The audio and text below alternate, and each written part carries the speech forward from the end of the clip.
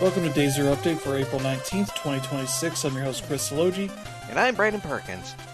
And yeah, we've got a bunch of news this week. Some actual good business news. Not everything's good, but Some of it is. we got some good stuff. Capcom tried to fix the incest problem with Alex's story in Street Fighter 6, and Yeah. I guess it's good that they tried, but Mm-hmm. we'll tell you what happened there. We got some games coming out Yep. throughout the year, some dates and such of some interesting stuff, and some delays. So Mm-hmm. talk about that, and yeah, we'll get to all that a little bit later. We'll talk about what we've been playing, and I'll kick it off here. I've been playing Gecko Gods, Mm-hmm. a new release that was coming out from an indie team. I forget what their name is, but I would kind of reductively describe it as um maybe Wind Waker, but with geckos in a sense. Um, you're sort of in this abandoned land, I guess, of the gecko gods, and essentially are climbing around these different environments and solving puzzles um, that activates, things that eventually uh, activate more puzzles, and you're kind of going through these handful of islands that you are kind of, I guess, probably eventually figuring out what happened to the gods or whatever Mm-hmm. happened to the people that worship the gods Mm. and all that. And it's a really cool game. It's a very beautiful game, and you Mm. just play as this little gecko that can climb on pretty much every surface. You start on this initial island that has like four different things that you need to activate to then open up uh, a little area that gives you a raft that lets you go to the other islands. Mm. And sort of achievement and trophy wise, it kind of just has stuff for each of the different areas you are going in. It has like one for completing each of those islands. Some are Mm. bigger than others. Some are just one or two smaller puzzles to solve, um, and all that. The other like bit of content is you are kind of finding a lot of insects around these Mm. areas and kind of solving, not solving, but eating them. Not for like health or anything. There's no real health there, though. You do run into some enemies Mm. that kind of just dash into to do damage to them, and just keep doing that until they die and blow up. Um, Mm-hmm.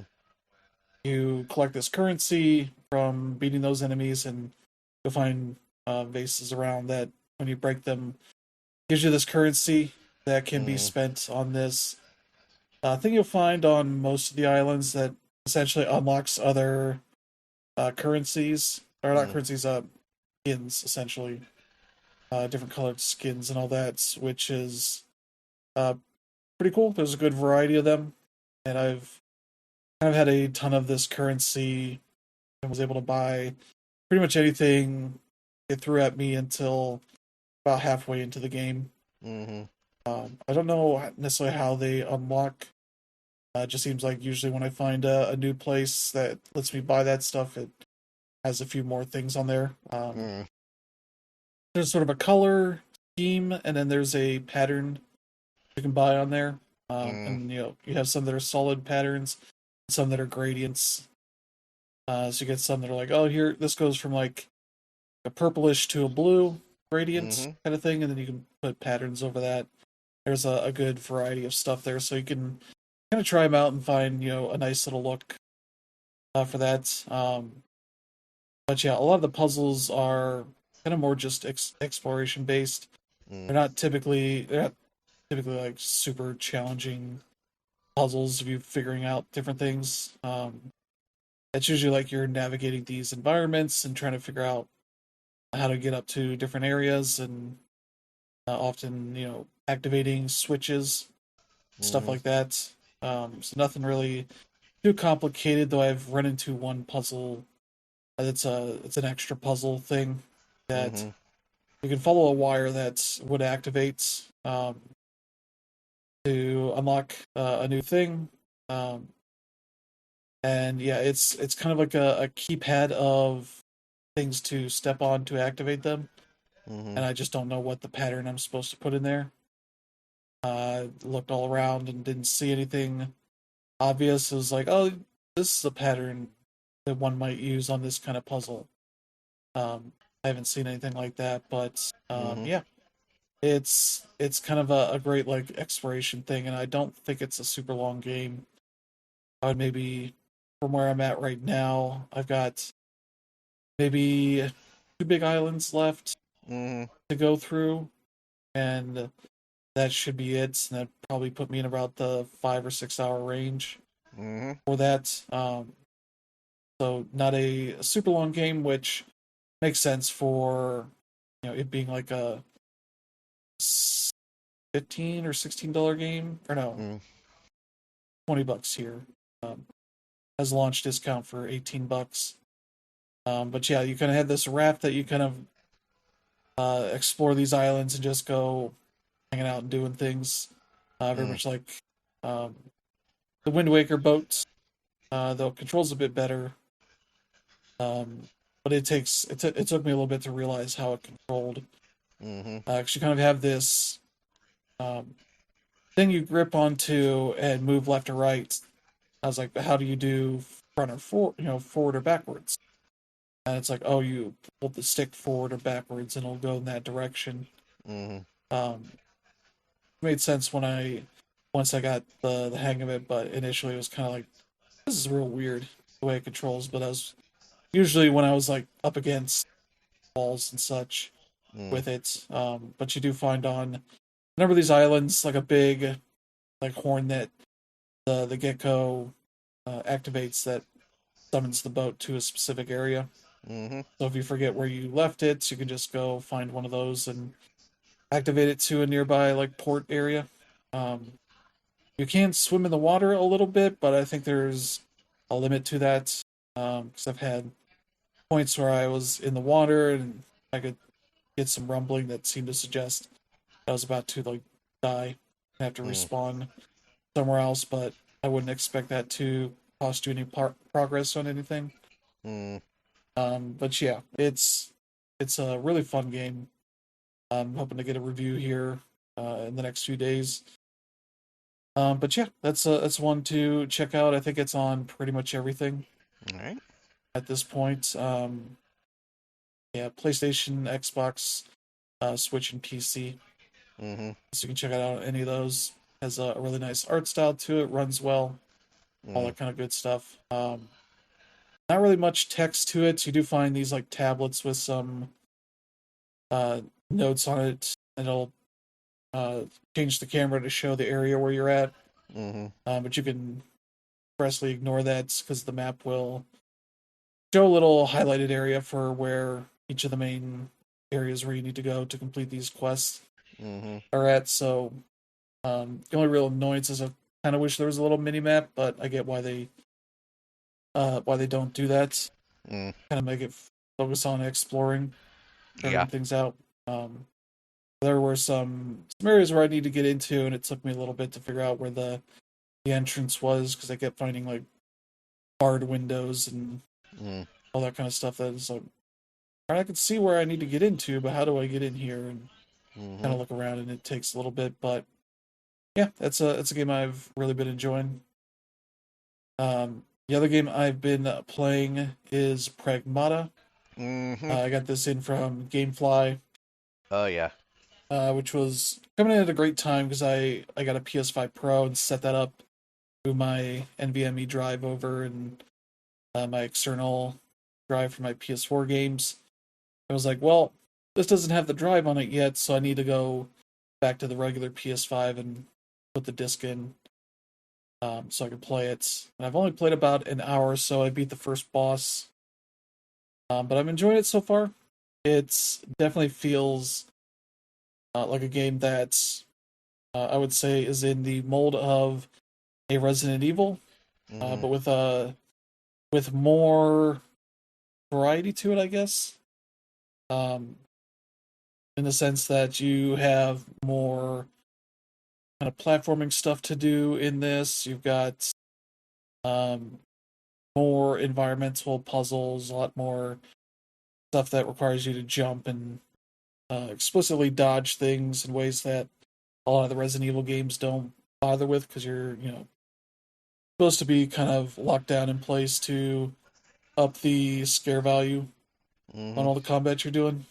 But the robots you're fighting are definitely kind of lumbering at you, depending on Mm-hmm. what kind they are. I've seen three kinds so far. There's sort of the basic walker, kind of slowly comes at you, and the combat stuff is unique from Resident Evil in the sense that you have to hack the robots to be able to do enough damage to actually kill them. Mm-hmm.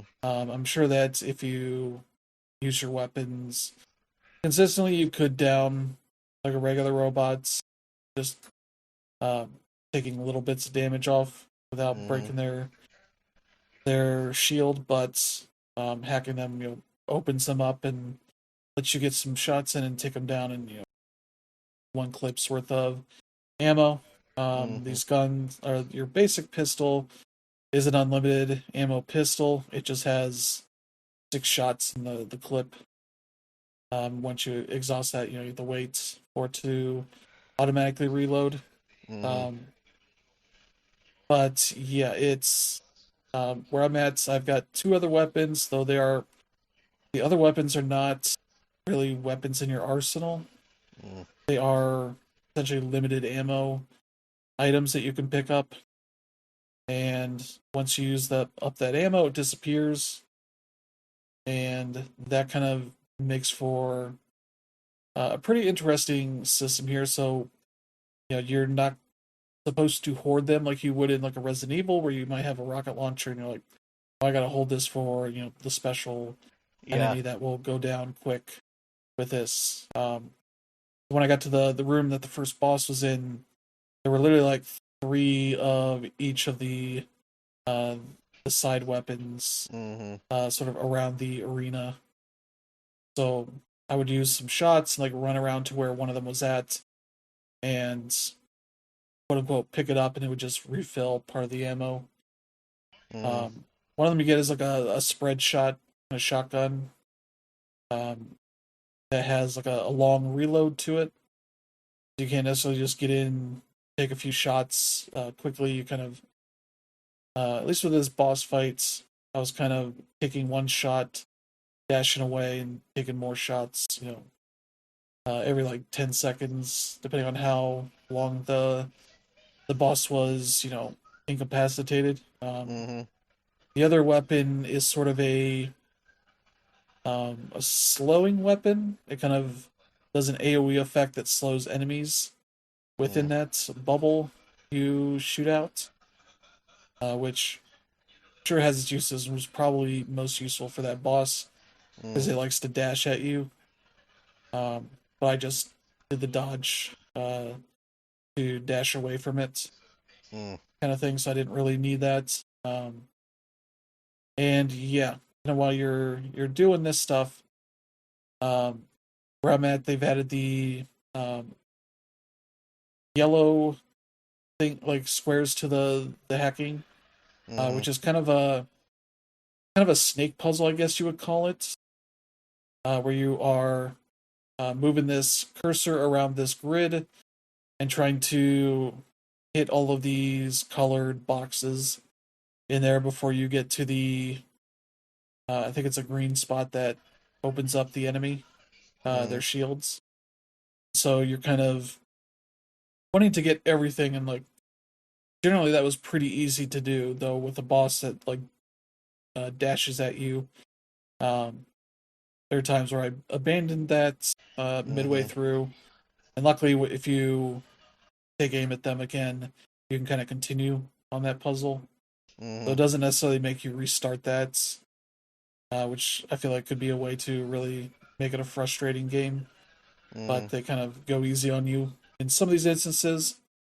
Um, and along the way, you're kind of earning this currency that is essentially like like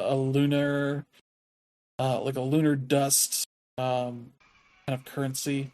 Because Mhm. the whole thing is this base has been built with like giant 3D printers, and at uh, the lunar dirt is essentially like a supercharged um, material to use for 3D printers, so Mhm. that it allows them to build bigger and better things there Mhm. with almost no limit.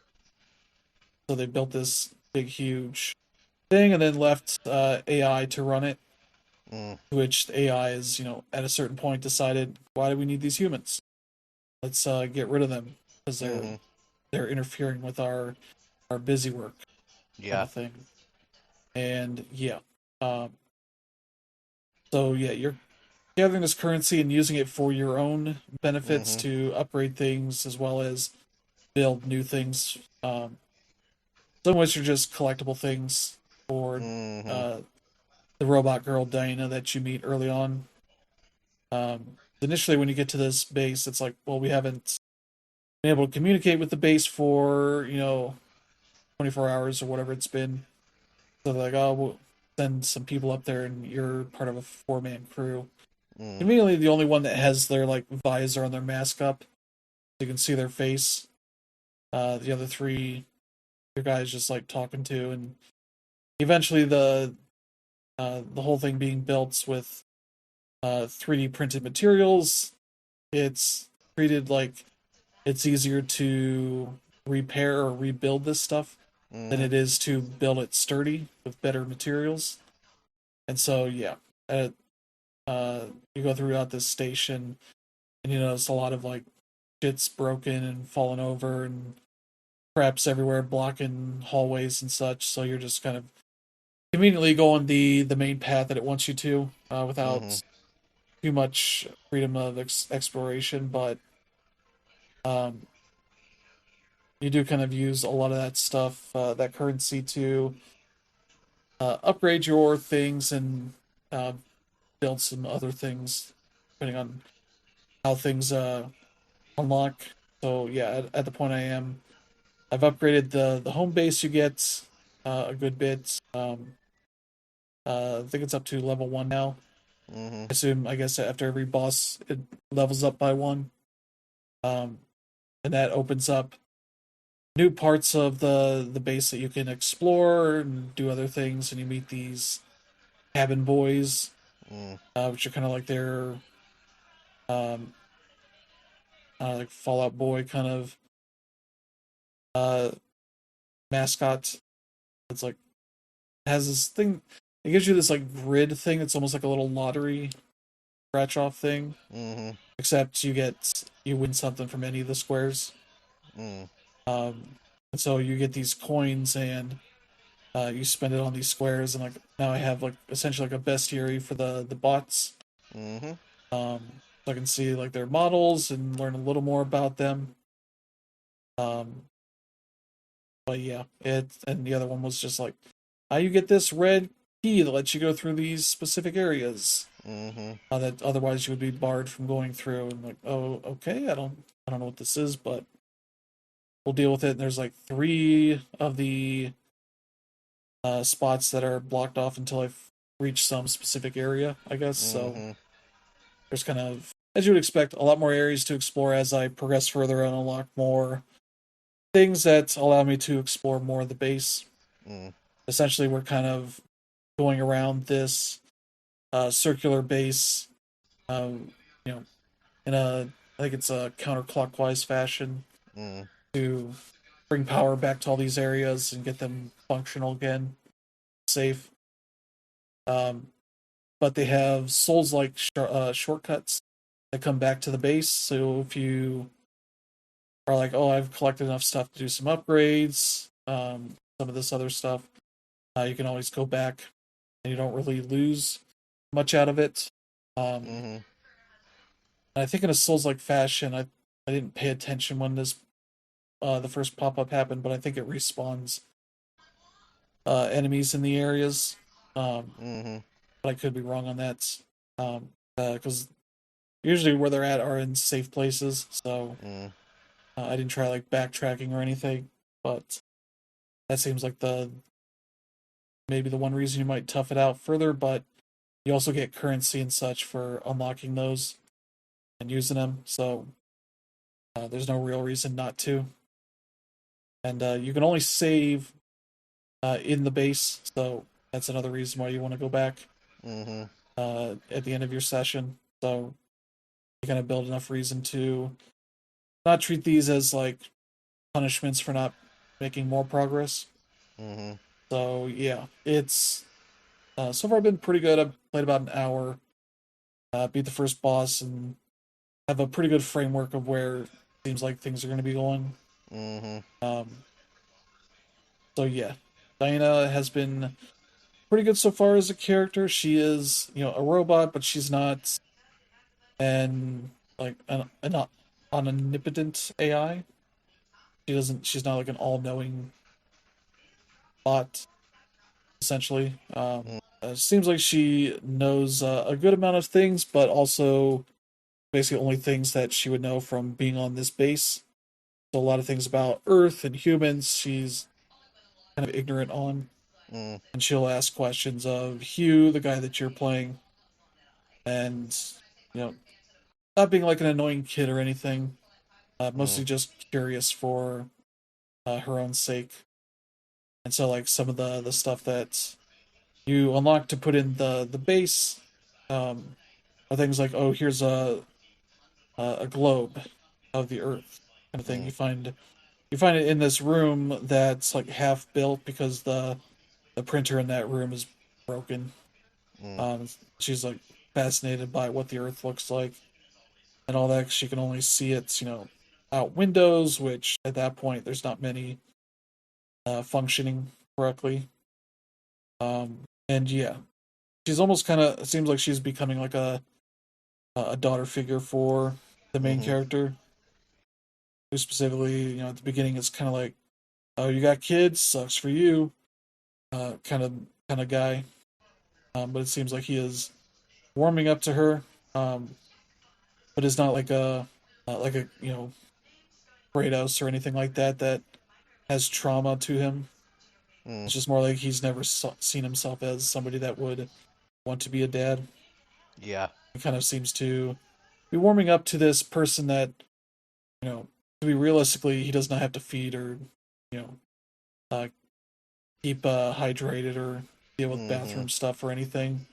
This is the ideal form of kid that he would be interested in. Yeah. Um, but yeah, she's the second thing I got was like crayons, it's like a drawing station for her, and Mm-hmm. she gives him a gift, and it's like a drawing that she made, Mm. and it's very much like a in the style of what like an 8-year old kid might draw for a dad. Yeah. And he's always very supportive of her. So it's more of a positive parental child relationship here, except without the responsibility of anything there. So yeah. Yeah, that's kind of Pragmata. There's a lot of interesting stuff here. Mm-hmm. I would say story stuff, it seems fine so far. It's very much that kind of, this Mm-hmm. base has gone silent, wonder what's going on. Mm. AI's gone amok. And, and the AI that oversees all the robots is constantly being like, you guys are intruders, we can't have those. Mm. Uh, Sends robots to kill you. You keep destroying them, so good for you. Mm-hmm. So yeah, that seems like a cool game. Yeah. So I'm looking forward to playing some more of that. Mm-hmm. I hope to get a chance to play it pretty soon too. Yeah, Just involves getting the money together, but yeah. So yeah, that's been cool so far. The other game I'm playing is the Survivalists. I am working towards uh, the DLC stuff, which, as I said last week, shows up in your crafting list early on, so I was like, this must not require anything too complicated, and that was definitely wrong. Mm-hmm. Um, so I was streaming some of it and realizing like, oh, the plans to like jump into this area uh, was a bit too advanced for what I had at the moment. Mm.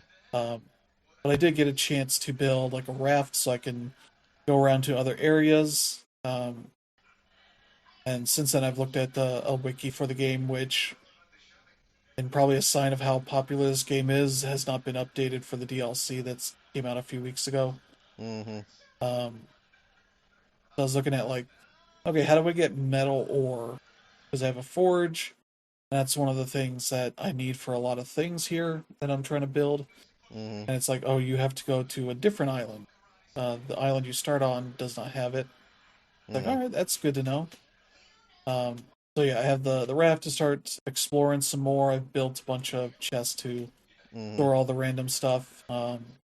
I've gone into some vaults. They make this out to be like some super challenging thing to go into, and the two that I went into, I could not figure out what I was supposed to do Mm-hmm. to advance. Um, one of them literally did not have any doors that I could find Mm-hmm. to go anywhere else. So I was like, I must not have what I need to do anything in this. The other one had a little more to explore, but had a locked door Mm-hmm. with some like ogres behind it. They're like the same kind of creatures I've been fighting on the surface, but I couldn't figure out what the solution there is. So still got work to do to quote unquote get further into the game. Mm-hmm. But at least I know where I need to go for some metal stuff. At least the general direction, which is not where I'm at right now. So, Mm-hmm. but luckily, unlike everything else, the raft does not have like a damage meter on it or anything like that. Mm-hmm. Which is good because you essentially just hold uh, the left stick in the direction you want to go, and it kind of gains momentum. And so, if you Mm-hmm. need to stop, like if you're approaching a beach or something, you just let it hit it. Just hit the button to exit. It'll essentially park on the beach, and then you can get on it and get off the beach pretty easily. So Mm-hmm. it's not as fragile as a lot of things are as a survival game, crafting game kind Mm-hmm. of thing, where everything has a health bar essentially for how long you can use it. Mm-hmm. This is the one thing that does not have that.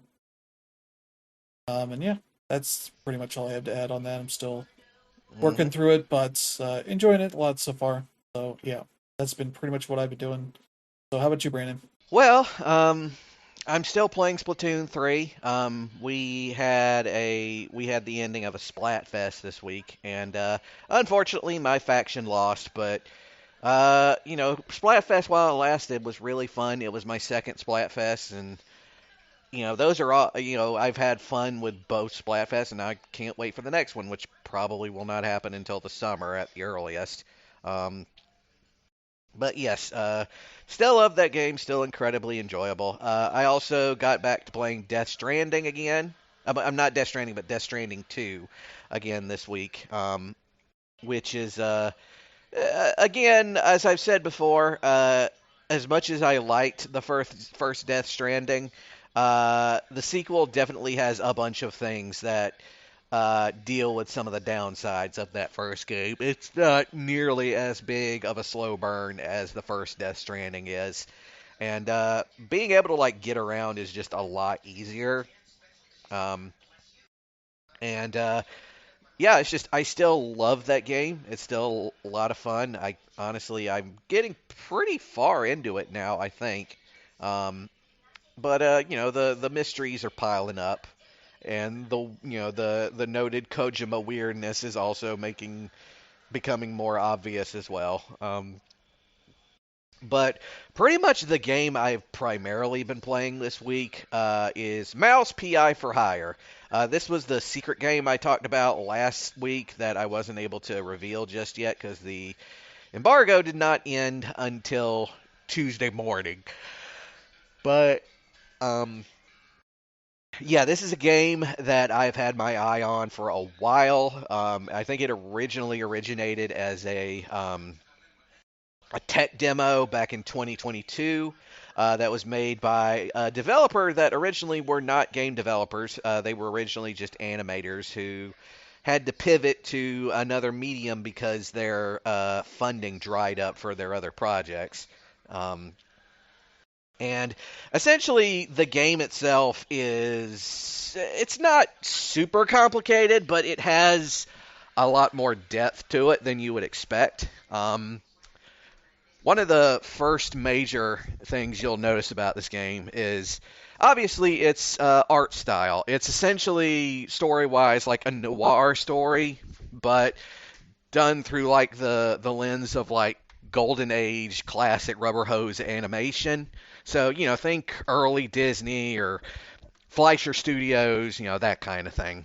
Um, and the the actual like gameplay, however, is very much an old school like shooter, more or less. In fact, its primary guts are heavily based around Doom, and it plays a lot like Doom. So if you've ever played old Doom, you kind of know what you're in store for. You've got your weapons that are attached to a weapon wheel. You got to regain your health using uh, health items that you find throughout the levels instead of a regenerating health or a regenerating shield. And in order to protect yourself, you also find pieces of armor to give yourself some additional health points while you're out and about. But that's kind of where the similarities end because the game also adds a few extra things to it. Primarily, it has to do with the additional because the character you're playing, Jack Pepper, is like pretty much everybody else in this game, a mouse person, and mice have tails. And he finds ways to use his tail in various ways. One of the first things you start out with is the ability to use his tail to pick a lock. Um, and he does this for like safes or padlocks, combination locks, that kind of thing. And basically, what it is you sort of maneuvering his tail through these tight spaces, avoiding like the occasional spikes in order to, uh, hit the tumblers in each of it to unlock it and get to the other side. If you mess it up by like a uh, hitting one of the little spikes inside of it, or some of them will have like a time limit to them, or a number, or like a limit amount of moves you can make. It'll basically jam the safe or the lock until the next, and for the rest of that play session. So you got chances to fix it, but it requires restarting the game. Later on, he also figures out how to use his tail as like a rotor, so he can either like float down easily or go on like updrafts to sort of lift himself up. And he also eventually uses it for like an Indiana Jones whip, so that he can swing across huge pits or whatever, get to higher places. Um, and like the weapons that you get in this game, you've got your standards, you got your pistols, you got your shotguns, you've got a Tommy gun that you get eventually, but you've also got like more, I guess, cartoony weapons as well. Like one of them is a squirt gun that shoots out turpentine, which if you know anything, if you ever saw Roger Rabbit, you know that that's basically dip, and it's something that toons are in mortal fear of. Um, well, same thing here. If you shoot someone with they literally get the skin melted off their bones. Um, and let's see, I'm trying to think. There's another one that is like basically instead of like a rocket launcher or like a grenade launcher or whatever, you literally have a cannonball launcher, which is literally like a big like cannon. Um, with like a little handle on it that you carry around on your shoulder. Um, Stuff like that. Um, and it's like plot wise, like it's a cartoon world, so it kind of follows cartoon logic. Although I will say this game is far more violent than any of those old cartoons could ever dream of being. All kinds of blood and dismemberment happen in this game. Just it's all in black and white, so it's never too much. Um, but yeah, it's very very violent. And the actual like that's most of the game. The other sort of half of the game is basically private investigator stuff. Because you're a PI. That's what it's in the title. Jack Pepper, the guy you're playing, is a private investigator. That's what he does for a living. So he has to do PI stuff sometimes. He talks with his informants. He gathers up clues. He takes those clues and he puts them together on his clue board in his office. Um, and he's got a car that he rides around in that in a overworld that's very nice looking, I must say. And he'll be going to like everywhere from like old abandoned warehouses, back alleys, the movie studios, fancy government facilities, stuff like that. Um, and Yeah, I freaking loved this game. You can find it my review on SmashPad. Um, where I basically sing its praises. I did have a couple of issues with it, but you can read my SmashPad review to find those out. They were mostly just issues of preference rather than anything that was really actually wrong with the game. But I loved it. It was a lot of fun playing it, and I can't wait for the DLC that's supposed to come out for it to come out one day soon because I really want to keep playing it. It was a lot of fun. Um, but yeah, that's basically what I've been playing. All right. So yeah, let's get to some news. As we're in the middle of the month, we have a Mm, new lineup of PS Plus game catalog mm-hmm. for the premium and extra tiers.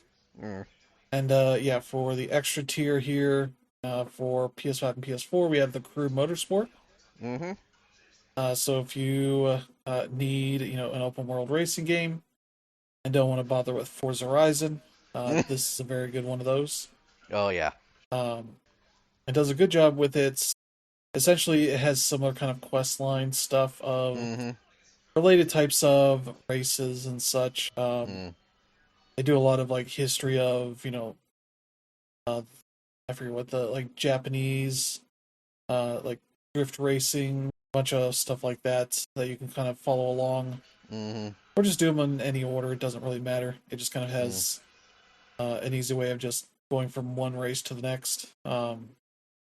But yeah, that's a fun one of those. Beautiful game, mm-hmm. especially if you have a PS5 Pro. It's a game that looks real nice on there too. Then for PS5 and PS4, Horizon Zero Dawn Remastered, Mm-hmm. because that is the sort of overhauled version of Horizon Zero Dawn with the kind of the visuals from the new game. Mm-hmm. Um, so yeah, that is a very good, even better version of that game. Mm-hmm. Then see, yeah, yeah, let's see, remastered for the PS5 players, and PS4 gets Horizon Zero Dawn Complete Edition. It Mm-hmm. has the DLC in it and all that. Um, for PS5, Football Manager 26 console. It's their console version of the Soccer Manager game Mm-hmm. franchise. And I assume they're back in making good enough games of these because there was a good bit there where they were canceling the game for a year or two while it was getting revamped Mm-hmm. to be much better. Got real bad there for a bit. So I'm assuming this is better now, but Mm-hmm. you have to try it for yourself. For PS5 and PS4, there's Warriors Abyss. Mm-hmm. This is Koei Tecmo kind of doing their own Vampire Survivors, but in the Warriors Mhm. universe. Um, so yeah, I'm curious to try that one out. I think I almost bought it a few times, but just never got around to it. Mhm. But yeah, that's one to check out. For PS5, there's Squirrel with a Gun. Mhm. One of the more interesting indie games to come out in the last couple years. Mhm. This is one of those games that just had a premise and kind of ran with it. Mhm. Where you took a squirrel, seems like realistically proportioned, Mhm. gave it a gun that's also realistically proportioned, and let you go loose, killing dudes, shooting things, jumping around, doing all the kind of fun stuff. The Mhm. little goat simulator kind of mayhem simulator Mhm. there. So that seems like that should be pretty fun. I never tried that out, but I'll probably check it out here. Also for PS5, The Casting of Frank Stone. This is the Supermassive Games title that is set in the Dead by Daylight universe, but is a single player game. Mhm. So if you're interested in a new Supermassive Games title, Mhm. this seems like one to check out. I think I've heard decent things about it. I don't think it was an amazing game or anything, but it seemed like it was Mhm. a decent one of those. There's that. For PS5, Monster Train. Mhm. If you like your, Slay the Spire and that kind of stuff, this is another big roguelike deck builder. Mhm. Um, but instead of the typical kind of deck builder Mhm. framework, this is essentially set on a train. Yeah. You're kind of facing off against these enemies in each of the sections of the train, Mhm. and kind of figuring how to use your cards to work your way up to the top Mhm. and defeat all the enemies. Mhm. It definitely doesn't work like your average deck builder, but has enough neat ideas to it that it's pretty neat. Mhm. I checked it out on Game Pass, didn't play it a ton, but Mhm. uh, liked what I saw. Just didn't have the time to invest into it Mhm. the way that there's definitely some people that got hooked on just that game. Not really many others in the genre, so Mhm. that's one to check out.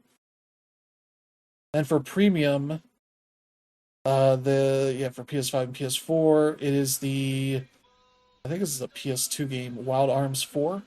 Mhm. So yeah, I think we've had the first three games on PlayStation Plus Premium, also available separately, Mhm. which I think are all regarded as very good games. Mhm. But I think four is the one where it starts to dip in quality. 'Cause, yeah, seems like the Metacritic for this one's at a 69. Mhm. So yeah, like solid enough, but not amazing like the previous games were Yeah. regarded. Um, Probably still worth checking out. So yeah, that's your lineup for this month. Mhm. Anything here you're interested in, Brandon? Uh, hmm, I've played Wild Arms 4 already, so I don't really need to do that one.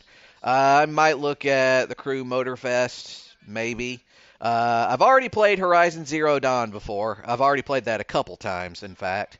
Um, and I really liked that game, but I don't really feel the need to play it again, at least not right now. Of course, anybody who has not played it yet absolutely should, because it is a very entertaining game. Yeah, I also might try Squirrel with a Gun just because I love shoot goofy shit like that. Um, yeah, that's about it. All right. So yeah, those will be available on Tuesday here, I believe the 21st. Mhm. You can check those out then. We got some dates here for games. This is a game called War Drum, Mhm. published by Team 17 and developer Mobful Games. Mhm. These are the people that made Fashion Police Squad prior to this. Mhm. This is a very different game. Mhm. This is what they describe Fire Emblem meets Parappa the Rapper. Mhm. Essentially, it's a tactical, battle game, but you are in the process of fighting instead of taking in stats into consideration and just beating enemies or taking damage or whatever.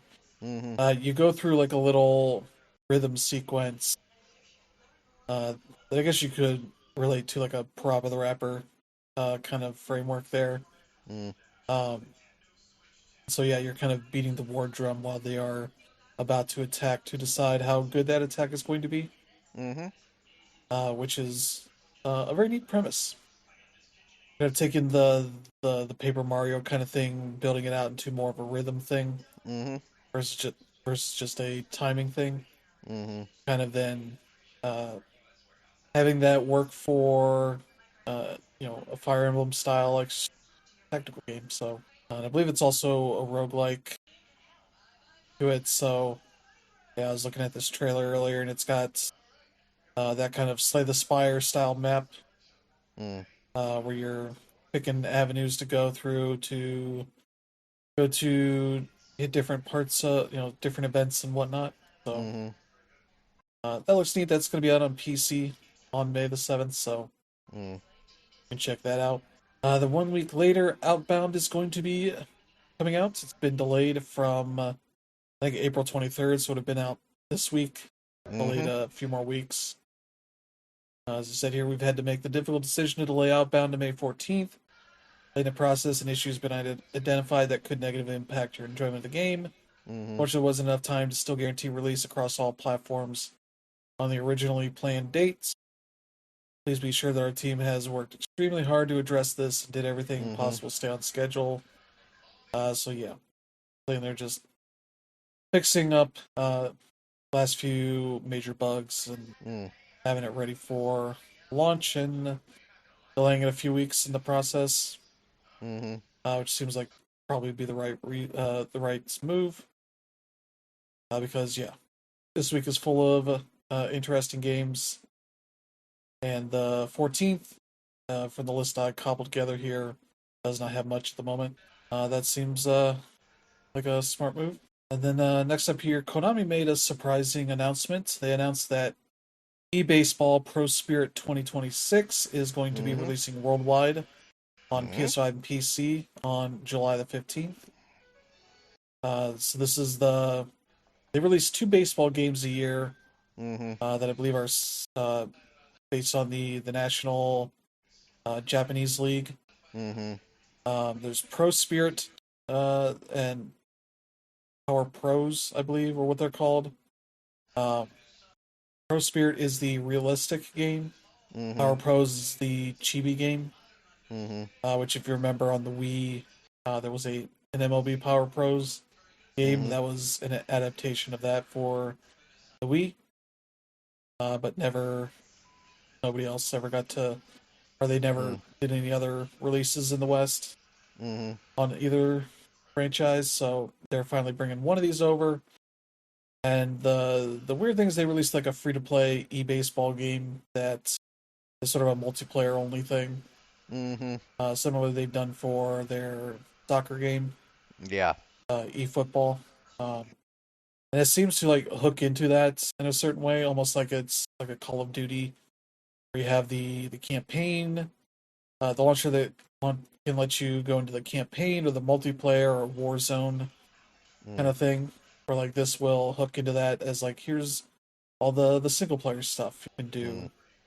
Um, and yeah, the seems like they will have Baseball Classic mode that's only available in Japan and Asia regions. Um, they'll have like a season mode where you manage your team and all that. So Mm. there's an exhibition mode. There's sort of a single player career mode kind of thing Mm-hmm. to build your own player and do all that. And they also have this one. It's called Hakyu no Kiseki, coach a high school team to a national title. Mm-hmm. To sort of manage a high school team that works Mm-hmm. their way um, through a season and hopefully trying to win the national title, I guess.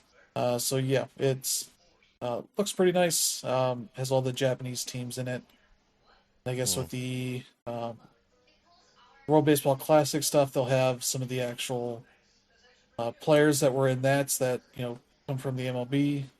Mhm. Um, so that's limited what regions can access it. But Yeah. yeah, they seem like they're going all out to make this look pretty good for a worldwide release. Mhm. Localizing all the text in it, and I think they're going to even have an English uh, announcer for the commentary. Mm.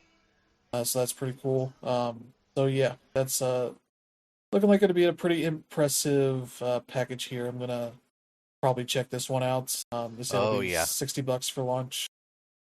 I'll probably Mhm. check that one out because I always wanted to check one of these out and did not want to deal with all the Japanese text. Yeah. Um, as a baseball game has a lot of text in it. Oh, yes it does. But yeah, that's cool. So that'll be happening this summer. Mhm. And then the other game that got announced that's pretty notable is Trails in the Sky Second Chapter. Mhm. They announced that that will be out September 17th. Yep.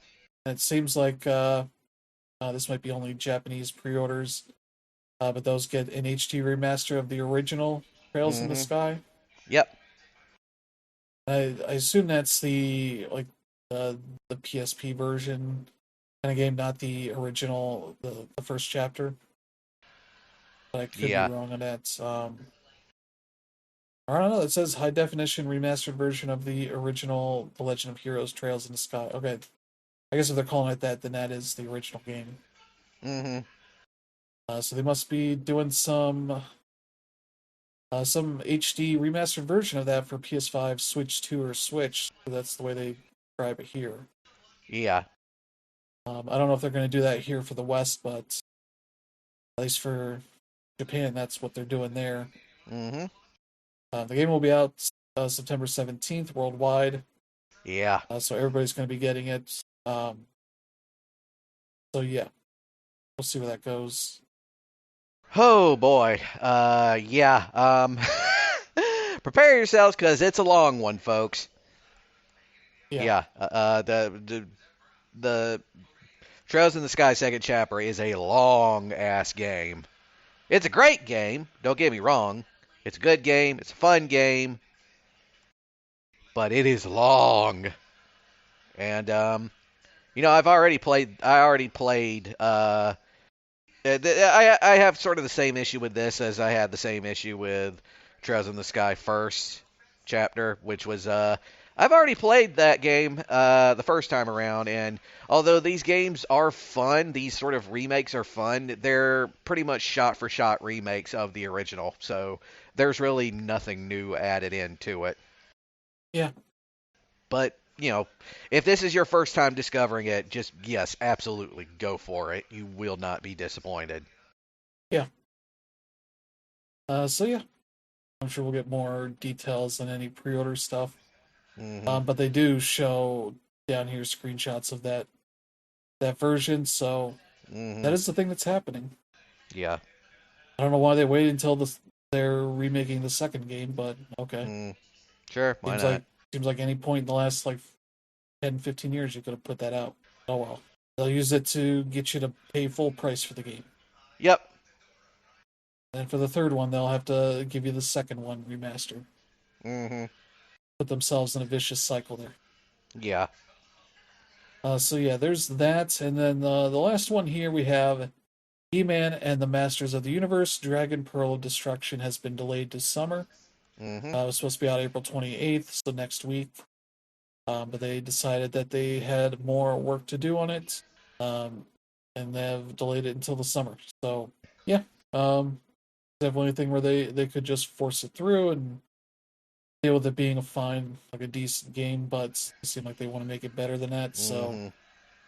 all good. Because yeah, like Master of the Universe has not really had many good games at all, Mhm. ever really. That seems like one of those IPs that they would just crap out games and people would buy it Mhm. because they don't have to do anything better. But this is Bitmap Bureau, who tends to make pretty good beat 'em ups, also takes their time on them. They never seem to get those games out on the initial dates they announce. That Terminator game definitely got delayed a Hmm. handful of times. Yeah. So I'm not really surprised they delayed this one. There you go. Hmm. I'll wait a few more months for that at least. But yeah, that's your date stuff. Anything here you're looking forward to, Brandon? Uh, not quite. At least not yet. Yeah. But yeah, let's get to some other news. Hmm. Metro 2039 was announced, Yep. and they showed off a like Xbox, what they call Xbox first look Hmm. video on it. It's like 15 minutes, I think. Nothing too complicated there, and really not that much gameplay to it either.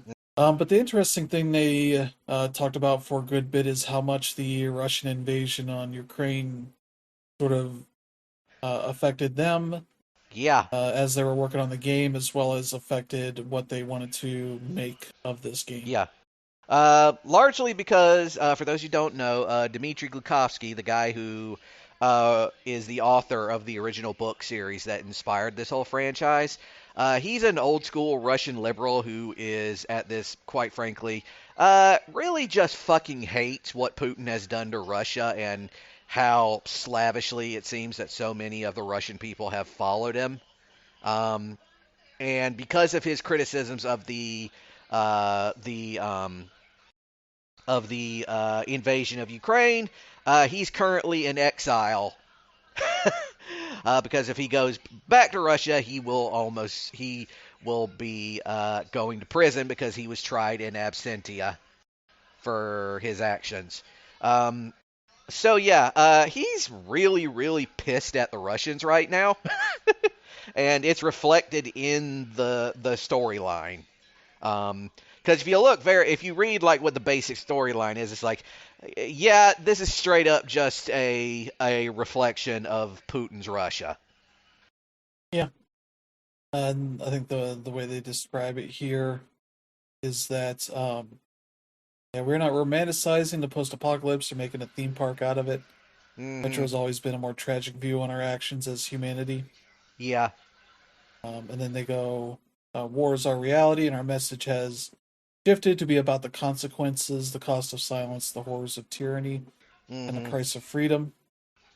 Reality forces us to take a different approach, told from a uniquely Ukrainian perspective. But this Hmm. is still a Metro story in the Metro universe. Yeah. When Russia's full scale invasion began, it changed the lives of everyone in the studio, Hmm. but more so of our team and families in Ukraine. Even today, the majority of our team works from various locations around Ukraine. And yeah, if you watch the video, they kind of heavily imply that there's, I think they're heavily implying like a Hitler style fascist has sort of Yeah. taken over the underground and Yep. is promising people, a better life in the above ground, where that's not the reality because still uh, radiated and all that. Well, parts of it are. Yeah, One of the things you find out with Metro Exodus is that parts of it have actually managed to survive pretty well. Um, yeah, But one of the things, especially if you read that Kotaku article, is he points out how this dictator has managed to align all of the various factions in the underground under his rule. And if you're thinking about that, it's like, wait, isn't there like? Because if you remember, if you played all the other Metro games, you know that there's like, there's the Fourth Reich, which was like the Slavic Nazi faction, and then you had, the Red Line, which was like the neo-Stalinist communist faction. And you're thinking, wait, how did they manage to get both the Nazis and the communists under his wing? All you got to do is look at the modern Russian Duma, because both of those aspects are currently in the Russian Duma under Putin. There's like the hardcore fascist from the Russian Liberal Democratic Party. There's the neo-Stalinist from the Communist Party of the Russian Federation. Um, all these groups are a part of Putin's ruling coalition government. So yeah, it's 100% reflected in the storyline what this shit yeah. is. Yeah.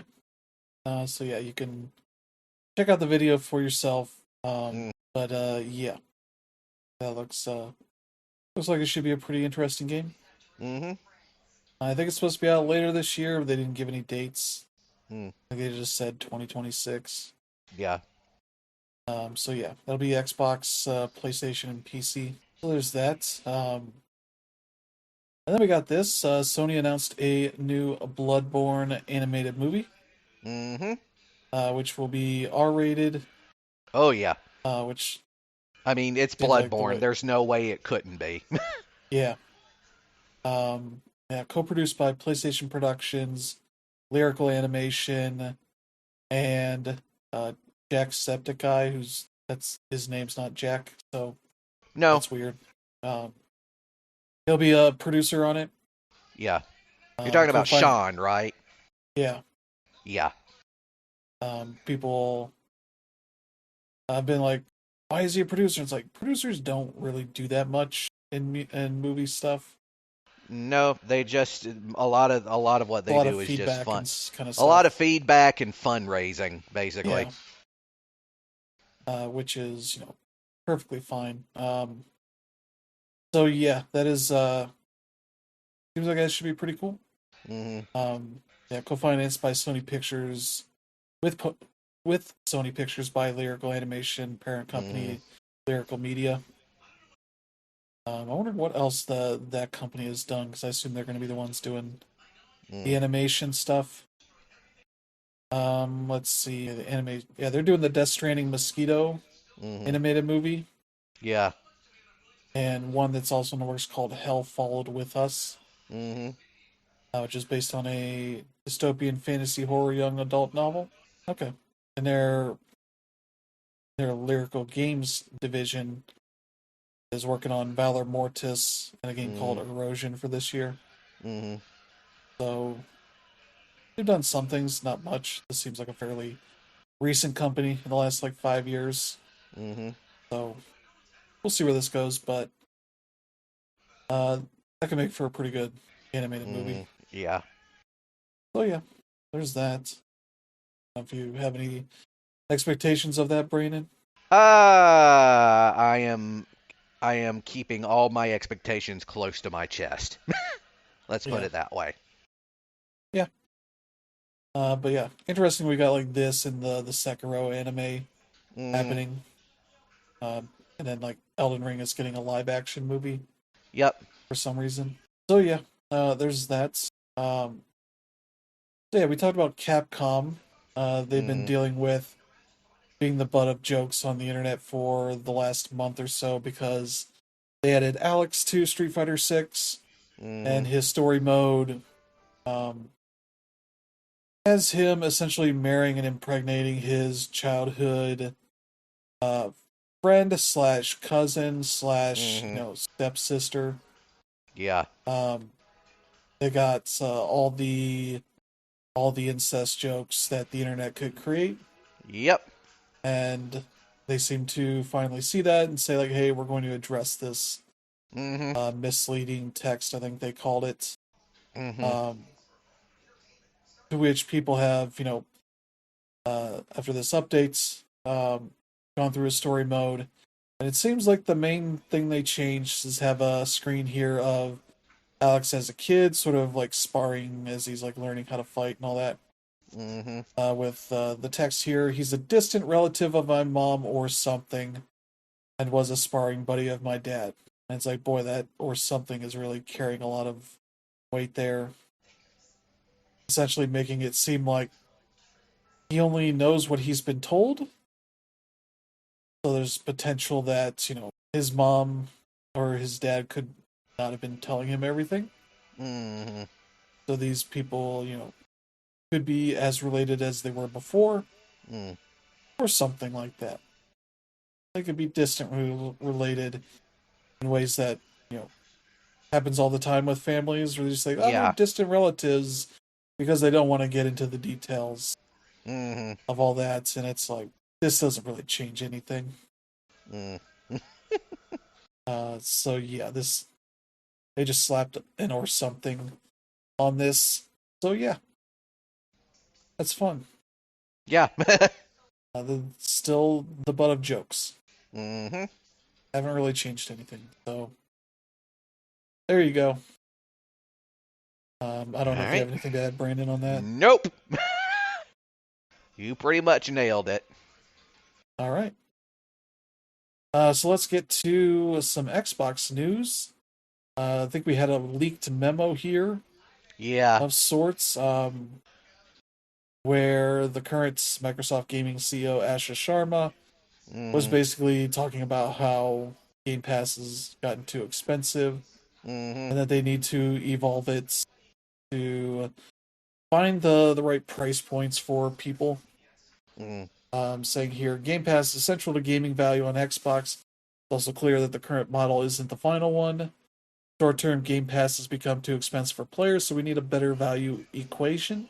hmm Long term, we will evolve Game Pass into a more flexible system, which will take time to test and learn around. I don't know what that seems to imply. Like they're going to have some, I don't know, maybe cable style thing where you could pick packages of like, oh, I want just the Microsoft first party games, and hmm that costs this much money. Or I just want the indie games, and that costs this much money. Or I want everything, but not the hmm extra services, the EA Play and the Yeah. Ubisoft and all that. It's like, what does that Mm. shave costs on there? And there's been talk at a certain point that they might do a bundle with Netflix, Yeah. which sure that's not going to make it cheaper, but I think they've also potentially talked to Netflix about how to do ad supported tiers. hmm That would be a hell of a thing to make people pay like maybe $20 for Game Pass Ultimate, but you have to see ads before you launch games. Yeah. Where that's gonna piss people off. A lot of that, there's a lot of talk about potentially that being tied into the cloud tier stuff, where they hmm might have a limited amount of hours you can use of that per month, uh, unless you want to have ads roll before it loads up the game, hmm kind of stuff.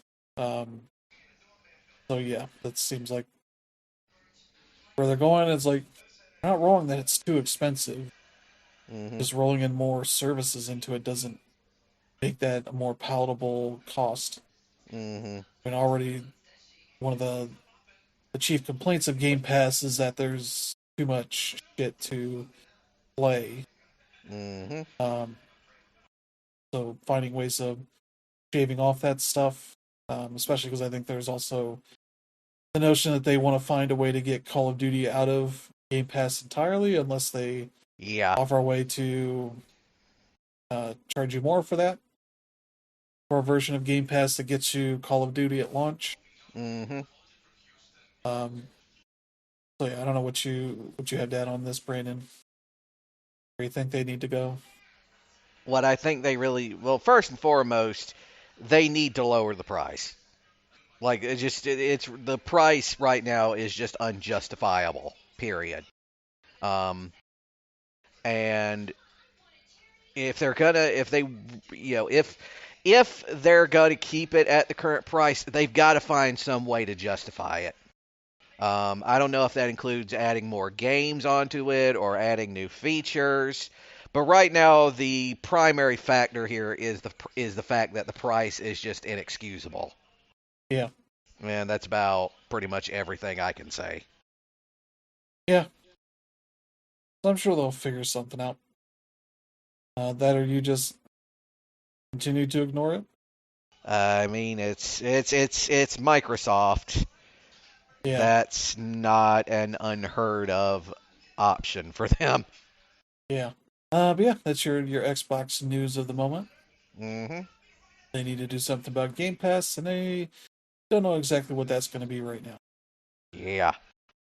But yeah, we got an Ubisoft update. Ubisoft hmm Halifax's union members have agreed to a settlement with Ubisoft mm after the studio was closed without coming to an agreement at that time.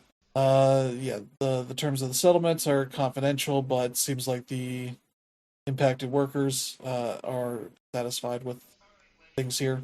So hmm that is good to see.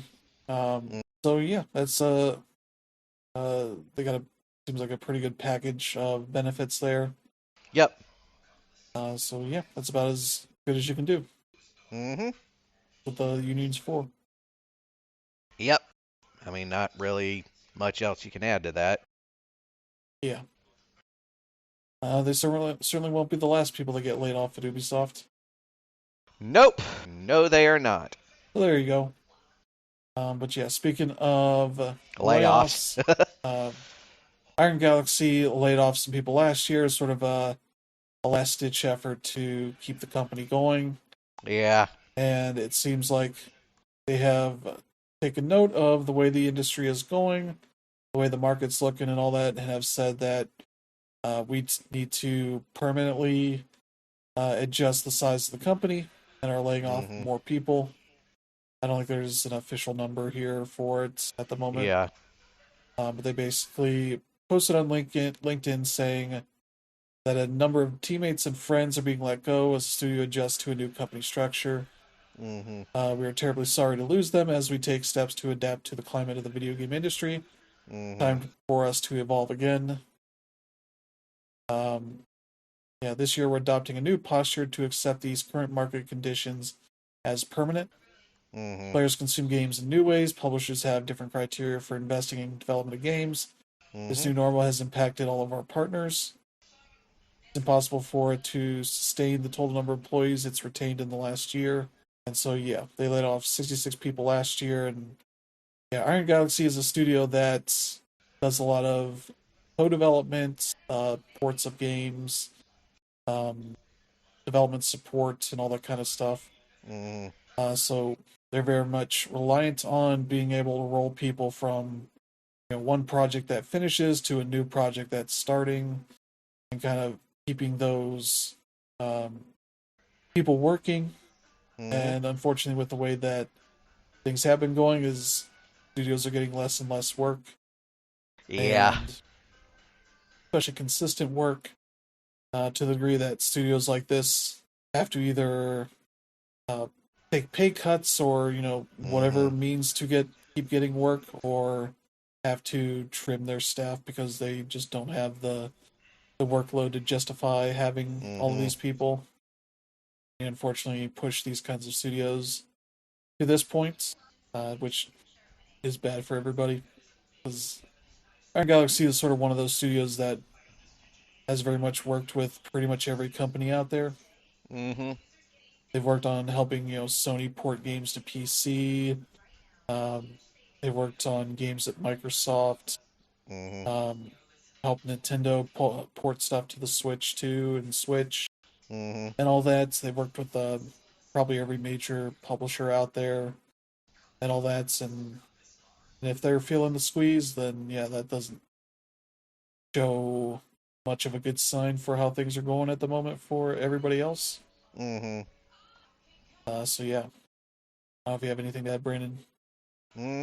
It's just sad, but again, as we've said several times before, and we'll probably say several times more in the near future, the entire industry is in a state of contraction right now, and sadly, that means that a lot of people's jobs that shouldn't be on the chopping block are on the chopping block, whereas the ones that should be on the chopping block are basically nailing their own asses to their chair so that nobody can actually get them out of it. Yeah, yeah. So yeah, that's your sad news of the Hmm. week. Yeah. But yeah, I think that is going to do it for the show this week. Hmm. Went on a bummer for today. Yeah. But yeah, thank you to Brandon for joining us this week. Always. We'll be back next week with a new slate of news and things to talk about Hmm. as the weather eventually warms up for us here in Ohio. Hmm. Um, yeah, we got some things coming out this week. Let me see here. Yeah, Vampire Crawlers, the Turbo Wild Card from Vampire Survivors is out on the 21st. Peter Molyneux's Masters of Albion is out on a PC Hmm. and early access. There's Tides of Tomorrow that is out on the 22nd. Kiln is out on the 23rd. Double Fine's new game. Yeah. And Snap and Grab is out on the 24th. There's some pretty interesting games there coming out. Trying to see, there's a couple more here. Doesn't look like it, but yeah, some good stuff coming out this week. Um, Mm. yeah, if you enjoy the show, feel free to let friends and family know they should check it out, and select strangers that are also looking forward to some games Hmm. and all that. So yeah, thank you all for tuning in. I hope you have a good week ahead. We'll see you all next time. Have a good one. Bye.